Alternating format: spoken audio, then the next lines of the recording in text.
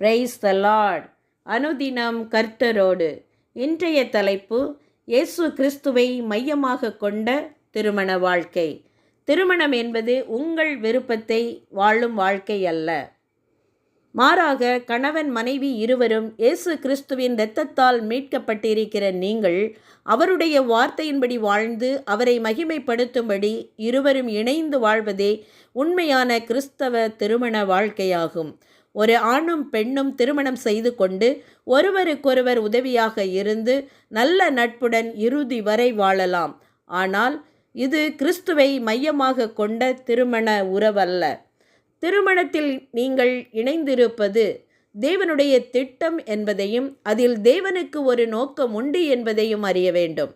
மத்தேயு 11:29 நான் சாந்தமும் மனத்தாழ்மையுமாயும் இருக்கிறேன் என்று கூறிய ஆண்டவராகிய இயேசு கிறிஸ்துவின் அடிச்சுவடை நாம் பின்பற்ற வேண்டும். எனக்கு என் மகிழ்ச்சி, என் விருப்பம், என் ஆசை, என் மனநிலை என்று எனக்கே முக்கியத்துவம் கொடுத்து என் தேவைகளை நிறைவேற்றுவதில் மட்டுமே உங்கள் திருப்தி இருக்குமானால் நம் வாழ்க்கையில் ஆண்டவராகிய இயேசு கிறிஸ்து இருக்கிறாரா என்பது ஒரு கேள்விக்குறியே. மனத்தாழ்மை என்பது மற்றவர்களை என்னிலும் மேன்மையானவர்கள் என்று நாம் கருத வேண்டும்.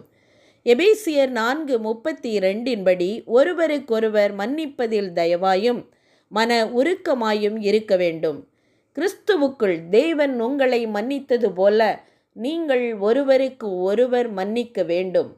திருமணத்தில் இணைந்துள்ள நீங்கள் மீட்கப்பட்ட பாவிகள்தான், தேவ தூதர்கள் அல்ல என்பதை உணர்ந்து கிறிஸ்துவை மையமாக கொண்டு உங்கள் வாழ்க்கையை வாழ்ந்தால் உலகம் தரவும் எடுக்கவும் முடியாத சமாதானம் நிறைந்த வாழ்க்கையாக உங்கள் வாழ்க்கை இருக்கும். Amen. Praise the Lord. Hallelujah.